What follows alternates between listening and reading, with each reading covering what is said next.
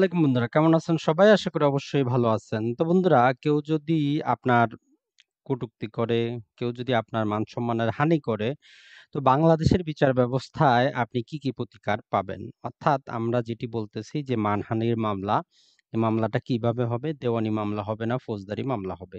তো নরমালি আমরা দেওয়ানি বিষয়ক ভিডিওগুলো তৈরি করি। কিন্তু আজকের এই যে মানহানির মামলা, এটা দেওয়ানি এবং ফৌজদারি উভয় প্রকৃতির হতে পারে।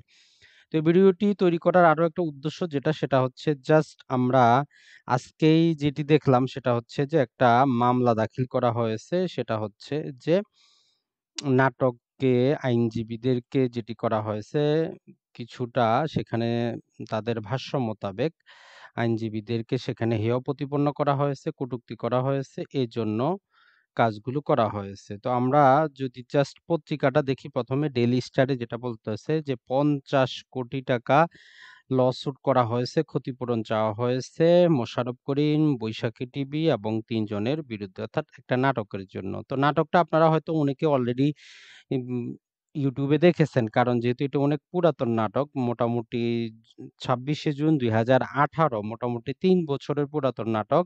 তো এখানে আপনারা দেখতেই পারতেছেন মোশাররফ করিমের যে গায়ের মধ্যে আইনজীবী বা অ্যাডভোকেট যারা আছেন তাদের যে গ্রাউন্ড সেটা দেওয়া আছে।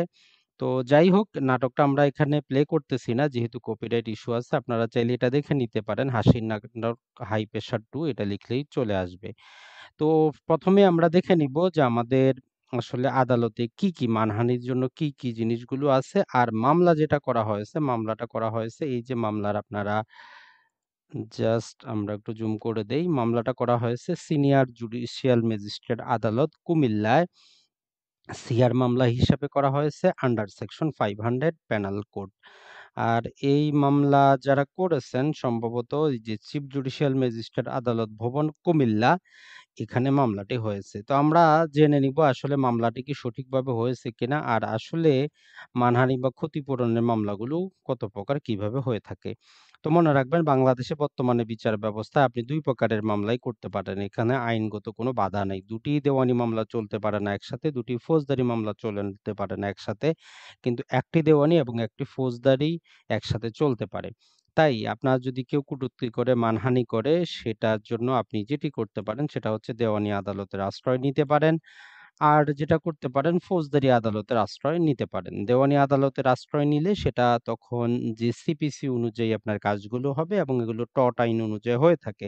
আর ফৌজদারি মামলা আপনি অগ্রসর হলে সিআরপিসি অনুযায়ী এবং এর শাস্তি এবং সংজ্ঞাটা পেনাল কোডে ডিফাইন করা আছে। তার মানে আমরা যদি দেখি যেহেতু মামলাটা যেটা করা হয়েছে সিআর মামলা হিসাবে করা হয়েছে, এটা ম্যাজিস্ট্রেট আদালতে করা হয়েছে। এটা সিআরপিসির ২০০ নাম্বার যেই সেকশন বা ধারা আছে এই মোতাবেক সরাসরি ম্যাজিস্ট্রেট আদালতে জবানবন্দি দিয়ে যেটা করা হয় সেটা হচ্ছে মামলাটা দাখিল করা হয়। তো আর এই মামলার জন্য পেনাল কোডের ৪৯৯ ধারায় আসলে এই মানহানি কোনটা মানহানি হবে এটা সংজ্ঞায়িত করা আছে এবং ১০ টি এক্সেপশন দেওয়া আছে যে এই জিনিসগুলো করলে সেটা মানহানি হবে না। তো সেটা একটা লম্বা চওড়া ভিডিও আমরা করব কোন জিনিসটা মানহানি হবে, কোন জিনিসটা মানহানি হবে না। আর যদি আমরা দেখি পেনাল কোডের ৫০০ নাম্বার ধারায় যেটা এই যে এর শাস্তির কথা উল্লেখ করা আছে। শাস্তি কি? সর্বোচ্চ ২ বছরের জেল অথবা তার জরিমানা হতে পারে। এখন এই জরিমানা কত হবে? এটা কিন্তু এখানে উল্লেখ করা নাই। জরিমানা কত হবে? এটা আমরা দেখব যে ম্যাজিস্ট্রেটের ক্ষমতার উপর নির্ভর করে। কোন ম্যাজিস্ট্রেটের কাছে মামলাটা চলতেছে এবং উনি মামলাটা পরিচালনা করার ক্ষমতা আছে কিনা। তাহলে ২ বছরের জেল, জরিমানা অথবা উভয়টা হতে পারে। হয় বিচারক চাইলে জেল দিতে পারেন অথবা চাইলে শুধু জরিমানা দিতে পারেন অথবা চাইলে উনি উভয়টা দিতে পারেন উনার ইচ্ছামত, খুশি মতো। তো তাহলে আমরা যেটা দেখতেছি সেটা হচ্ছে ফৌজদারি বিচার ব্যবস্থায় যদি যাওয়া যাচ্ছে, তাহলে এগুলোকে একটা সিআর মামলা হিসাবে ম্যাজিস্ট্রেট আদালতে করতে হয়। এখন এই সেকশন আমরা যদি 500 দেখি শাস্তি হচ্ছে সর্বোচ্চ ২ বছর। এখন মামলাটা তাহলে কোন ম্যাজিস্ট্রেট আদালতে আমাদেরকে করতে হবে? তো এখানে যেটি করা হয়েছে এইখানে সিনিয়র জুডিশিয়াল ম্যাজিস্ট্রেট আদালতে করা হয়েছে। যদিও সিনিয়র জুডিশিয়াল ম্যাজিস্ট্রেট আদালতের চাইতে শুধুমাত্র যেই ম্যাজিস্ট্রেট আছেন উনি কিন্তু মামলাটা গ্রহণ করতে পারেন। কিভাবে? জাস্ট সেটা আমরা দেখব যে আসলে কতজন বিচারক থাকেন জাস্ট ওইটা দেখলে আপনারা নিজেরাই বুঝতে পারবেন। তো আমরা যদি আমাদের ডিস্ট্রিক্ট ভিত্তিক যে দেওয়ানি বিচার ব্যবস্থা আমরা এর একাধিক ভিডিওতে দেখেছি যেখানে ৫ জন বিচারক থাকেন। আর যদি আমরা ফৌজদারি বিচার ব্যবস্থা দেখি সেক্ষেত্রে ডিস্ট্রিক্টের মধ্যে ২ টো ভাগ থাকে। একটাকে আমরা যেটা বলি যে সেটা হচ্ছে সেশন জজ কোর্ট অথবা দায়রা জজ আদালত আমরা বলে থাকি। তার নিচে হচ্ছে এই ম্যাজিস্ট্রেট আদালত। সরাসরি আপনি কোনো মামলা যেটি করতে পারেন না সেটা হচ্ছে যে দায়রা জজের কাছে করতে পারেন না, সেশন জজের কাছে করতে পারেন না। আপনাকে ম্যাজিস্ট্রেট আদালতের কাছে করতে হয়। তো ম্যাজিস্ট্রেট আদালতে জাস্ট জেলাভিত্তিকের জন্য যিনি সর্বোচ্চ দায়িত্বপ্রাপ্ত তাকে বলা হয় সিজিএম, মানে হচ্ছে চিফ জুডিশিয়াল ম্যাজিস্ট্রেট।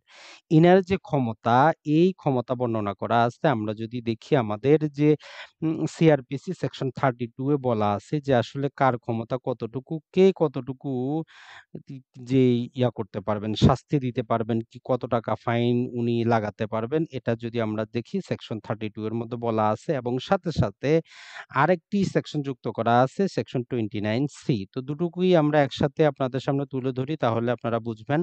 তাহলে ম্যাজিস্ট্রেটের কাছে যে আপনি মামলাগুলো দাখিল করবেন, সবচেয়ে যিনি ম্যাজিস্ট্রেটের মধ্যে প্রধান তাকে বলা হয় সিজিএম বা চিফ জুডিশিয়াল ম্যাজিস্ট্রেট। উনি নরমালি ৫ বছরের শাস্তি জেল হতে পারে আর ৳১০,০০০ পর্যন্ত জরিমানা করতে পারেন। তো পরবর্তীতে স্পেশাল একটা ক্লজ লাগিয়ে 29 সি যেটা বলা হচ্ছে সেটা হচ্ছে যে উনারা যেটি করতে পারবেন সেটা হচ্ছে সর্বোচ্চ ১০ বছর পর্যন্ত উনারা কিন্তু শাস্তিটা দিতে পারবেন। অর্থাৎ চিফ জুডিশিয়াল ম্যাজিস্ট্রেট যিনি আছেন উনি ১০ বছরের অধিক কোনো সাজা দিতে পারবেন না। মেক্সিমাম ১০ বছর পর্যন্ত দিতে পারবেন।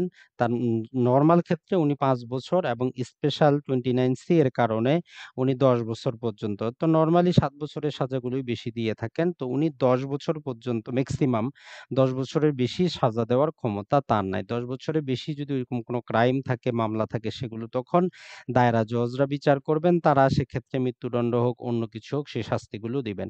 তো একই রকমভাবে যিনি আছেন যে এডিশনাল যিনি থাকেন অর্থাৎ প্রতিটা ক্ষেত্রে দেখবেন যে চিফ জুডিশিয়াল ম্যাজিস্ট্রেট, অতিরিক্ত চিফ জুডিশিয়াল ম্যাজিস্ট্রেট উনি একই রকম। চিফ জুডিশিয়াল ম্যাজিস্ট্রেট যেই শাস্তি দিতে পারবেন, যে ফাইন করতে পারবেন, একই কাজটা করতে পারবেন।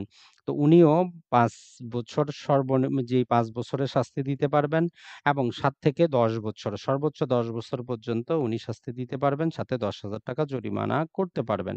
এখন যদি আমরা দেখি তারপরে হচ্ছে যে সিনিয়র জুডিশিয়াল ম্যাজিস্ট্রেট আদালত যেইখানে উনারা মামলাটি করেছেন, এই সিনিয়র জুডিশিয়াল ম্যাজিস্ট্রেট উনি জাস্ট সর্বোচ্চ ৫ বছরের সাজা দিতে পারেন এবং সর্বোচ্চ যেকোনো মামলায় উনি জাস্ট মাত্র ৳১০,০০০ জরিমানা করতে পারেন। তবে মনে রাখবেন স্পেশাল যে ট্রাইব্যুনাল আছে সেটা ভিন্ন কথা। আমরা এখানে ট্রাইব্যুনাল আলোচনা করতেছি না। নরমালি আমাদের সিআরপিসি এবং পিসিতে যে সমস্ত শাস্তি এবং জরিমানা কথা বলা আছে সেগুলো আলোচনা করতেছি। একজন যে সিনিয়র জুডিশিয়াল ম্যাজিস্ট্রেট মাত্র ৫ বছর আপনার শাস্তি দিতে পারে এবং সর্বোচ্চ ৳১০,০০০ জরিমানা করতে পারে। তার মানে আপনি ম্যাজিস্ট্রেটের নাম শুনে উনার ক্ষমতাটা আপনি বুঝতে পারবেন বা আপনার মামলাটা কোন বিচারকের কাছে চলতেছে, কোন ম্যাজিস্ট্রেটের কাছে চলতেছে এতটুকু জানতে পারলে আপনি বুঝতে পারবেন যে সে আদালত কতটুকু শাস্তি দিতে পারবে। আর সর্বনিম্ন যিনি হচ্ছেন যে জুডিশিয়াল ম্যাজিস্ট্রেট উনি সর্বোচ্চ ৩ বছর পর্যন্ত কারাদণ্ড দিতে পারেন এবং মেক্সিমাম ৳৫,০০০ জরিমানা করতে পারেন। এখন আমরা যেই দণ্ডবিধির যে সেকশনটা দেখলাম 500 এই সেকশনের সর্বোচ্চ শাস্তি হচ্ছে কত? ২ বছর। তাহলে এই মামলাটা সরাসরি যাওয়ার কথা হচ্ছে জুডিশিয়াল ম্যাজিস্ট্রেটের কাছে। কারণ উনি সর্বোচ্চ ৩ বছর পর্যন্ত দিতে পারেন। তাহলে এই মামলার শাস্তি হচ্ছে ২ বছর। তার মানে উনার কাছে মামলাটা দাখিল হওয়ার কথা। যাই হোক, যেহেতু বিচারক মামলাটা দাখিল করেছেন তো সিনিয়র জুডিশিয়াল ম্যাজিস্ট্রেট আদালতে তারা যেহেতু মামলাটা সিআর মামলা হিসেবে এটা দায়ের করেছেন, উনি সর্বোচ্চ ৳১০,০০০ পর্যন্ত জরিমানা ব্যবস্থা করে দিতে পারবেন। কিন্তু আমরা যে পত্রপত্রিকা দেখলাম যে ৳৫০,০০,০০,০০০ আসলে বিষয়বস্তু এটা না। কথা হচ্ছে যে তারা তাদের যে মান-সম্মানের হানি হয়েছে, এটাকে তারা একটা ভ্যালুয়েশন করেছেন যে ৳৫০,০০,০০,০০০ হবে। ৳৫০,০০,০০,০০০ ক্ষতিপূরণ তারা চাইতে পারেন না। কারণ তারা ভালো করেই জানেন একজন অ্যাডভোকেট বা আইনজীবী তার যদি বেসিক নলেজটা যদি থাকে উনি ভালো করেই জানেন যে এই সমস্ত ফৌজদারি বিচার ব্যবস্থায় আমি সর্বোচ্চ দেখেন আপনারা এখানে প্রতিটার ক্ষেত্রে সর্বোচ্চ। এক্ষেত্রে আপনার judicial magistrate, senior judicial magistrate, অতিরিক্ত এবং যেই চিফ জুডিশিয়াল ম্যাজিস্ট্রেট মাত্র ৳১০,০০০ শাস্তির ব্যবস্থা করতে পারতেছে, জরিমানা। তার মানে যেটা হচ্ছে যেই ৫০ কোটি টাকা এটা তারা জাস্ট তাদের একটা ভ্যালুয়েশন করেছেন। আদালতের কাছে তারা এত টাকা ক্ষতিপূরণ চাইতে পারেন না। ফৌজদারি বিচার ব্যবস্থা এটা তারা ভালো করেই জানেন। আর আমরা যেটা বললাম নরমালি আমরা সেকশন 32 এর সাথে সেকশন 29 সি টা মিলিয়ে পড়ব। তাহলে এই সমস্ত যে ম্যাজিস্ট্রেট আছে তারা কি শাস্তি দিতে পারে, কি জরিমানা করতে পারে সেগুলো আমরা বুঝতে পারব। আর মনে রাখবেন যখনই একজন আইনের ছাত্র যখনই বাংলাদেশ জুডিশিয়াল সার্ভিস কমিশনের মাধ্যমে পরীক্ষা দিয়ে যখনই সেখানে উনি পাস করেন তখন তাকে সহকারী জজ বা অ্যাসিস্ট্যান্ট জজ হিসেবে নিয়োগ দেওয়া হয়। সেখান থেকে তার দুটো পন্থা হতে পারে। হয় সেখান থেকে তাকে সিনিয়র সহকারী জজে তার প্রমোশন হইতে পারে অথবা তার সেখান থেকে সে ম্যাজিস্ট্রেট হইতে পারে। তো তাহলে আপনারা দেখতেই পারতেছেন যে যারা সহকারী জজ হন ওনারা কিন্তু সরাসরি ফৌজদারি মামলা পরিচালনা করতে পারেন না। ফৌজদারি মামলার জন্য সহকারী জজ হিসেবে কাজ করার পরে হয় উনি ম্যাজিস্ট্রেট হবেন অথবা উনি চলে যাবেন সিনিয়র সহকারী জজ। তো সিনিয়র সহকারী জজ থেকে প্রমোশন হয় উনি সিনিয়র ম্যাজিস্ট্রেট হতে পারেন অথবা যদি সহকারী থেকে তার প্রমোশন হয় ম্যাজিস্ট্রেট তাহলে উনি হচ্ছেন এই ম্যাজিস্ট্রেট। আর জাস্ট এই শব্দগুলোই এই জিনিসটি যেটি করা হয়েছে সেটা হচ্ছে যে আমাদের মেট্রোপলিটন যে সমস্ত এলাকা আছে সেখানে এই যে সিজিএমটাকে বলা হয় সিএমএম মানে হচ্ছে চিফ মেট্রোপলিটন ম্যাজিস্ট্রেট, অতিরিক্ত চিফ মেট্রোপলিটন ম্যাজিস্ট্রেট এবং মেট্রোপলিটন ম্যাজিস্ট্রেট। তাহলে আমরা মেট্রোপলিটন এলাকায় ৩ প্রকারের দেখব। আর যদি আমরা আমাদের জেলা পর্যায়ে দেখি সেখানে ৪ প্রকারের দেখব। এই যে সিনিয়র জুডিশিয়াল ম্যাজিস্ট্রেট আছেন একটা কথা মনে রাখবেন, ইনারা কিন্তু ফার্স্ট ক্লাস। আর যিনি জুডিশিয়াল ম্যাজিস্ট্রেট সর্বনিম্ন উনি হচ্ছেন সেকেন্ড ক্লাস ক্যাটেগরির ম্যাজিস্ট্রেট। তো আপনারা তাহলে ফৌজদারি বিচার ব্যবস্থায় বুঝলেন যে মানহানির মামলা ফৌজদারি বিচার ব্যবস্থায় আপনি কোনো প্রকার টাকা উদ্ধার করতে পারবেন না। সর্বোচ্চ আপনি যিনি আপনার বিরুদ্ধে কথাবার্তা বলেছে তার ২ বছরের শাস্তি আর ৳১০,০০০ পর্যন্ত জরিমানা ব্যবস্থা করতে পারেন। আরেকটা কথা মনে রাখবেন এই যে ফৌজদারি কোনটা এখন আপনার মানহানি এটা জানার জন্য আপনাকে তখন ৪৯৯ নাম্বার যে প্যানাল কোড আছে সেখানে দেখতে হবে যে তারা যে এক্সেপশন গুলো দিয়েছে ১০ টা জিনিস আছে যেগুলো এক্সেপশন হিসাবে, যেগুলোর জন্য মানহানি হবে না। যেমন কথা হচ্ছে যে আপনার কাছে একটা সত্য তথ্য আছে, পত্রিকায় একটা সত্য তথ্য তুলে ধরলো।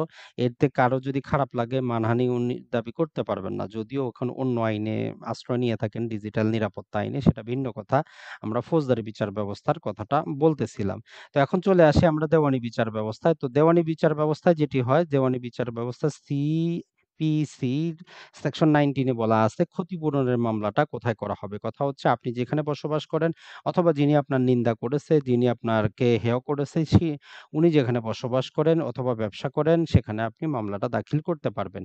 এর জন্য তামাদি আছে। আমরা জানি যে দেওয়ানি মামলা অবশ্যই তামাদি থাকে। তামাদি আইনের ২৪ ধারা মোতাবেক ১ বছরের মধ্যে যেদিন থেকে উনি আপনার এই যে মানহানিটা করল সেদিন থেকে ১ বছরের মধ্যে আপনাকে মামলা করতে হবে। তারপরে এর জন্য আপনাকে কোর্ট ফি আইন অনুযায়ী কোর্ট ফি দিতে হবে।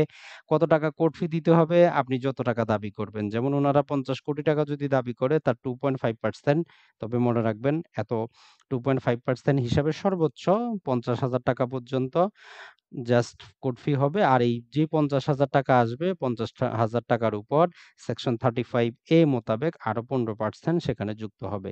তার মানে টোটাল কোর্ট ফি হবে যে ৳৫৭,৫০০। এত টাকা কোর্ট ফি দেওয়ার ভয়েই বাংলাদেশে যেটা হয় সেটা হচ্ছে যে কেউ সহজে গিয়ে একটা ফৌজদারি আদালতে মামলা করে দেয় দণ্ডবিধির যে ৫০০ ধারায়। প্রকৃতপক্ষে যেটা হয় আপনি যদি আসলেই টাকা উদ্ধার করতে চান, আসলেই যদি চান আপনার ক্ষতি হয়েছে তাহলে আপনি এই যে দেওয়ানি মামলার আশ্রয় নিতে পারেন। তো এই দুটো মামলা একসাথেও চলতে পারে তাতে আইনগত কোনো বাধা নাই। তো তাহলে আজকে আপনারা এই ভিডিও থেকে ক্রিস্টাল ক্লিয়ার বুঝতে পারলেন যে মানহানির মামলাগুলো ২ প্রকার হতে পারে দেওয়ানি এবং ফৌজদারি। দেওয়ানিতে যে অসুবিধাটা হচ্ছে ১ বছরের মধ্যে মামলা করতে হয়। দেওয়ানিতে সমস্যা হচ্ছে আপনাকে কোর্ট ফি দিতে হয়। এই কোর্ট ফি পরিমাণ ৳৫৭,৫০০ পর্যন্ত আইনজীবীর খরচ তো আছেই সেটা তো ভিন্ন কথা।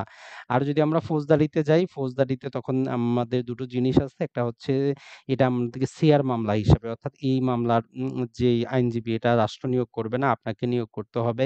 সিআর মামলা হিসাবে আপনি ম্যাজিস্ট্রেট আদালতে সেকশন 200 মোতাবেক সরাসরি ম্যাজিস্ট্রেটের কাছে আপনি করবেন। তো এখানে যে ৪৯৯ নাম্বার যে ধারা আছে পেনাল কোডে সেখানে বলা আছে কোনটা মানহানি হবে এবং ৫০০ ধারায় তার শাস্তির ব্যবস্থা দেওয়া আছে। ২ বছরের জেল হতে পারে অথবা জরিমানা হতে পারে অথবা উভয় হতে পারে।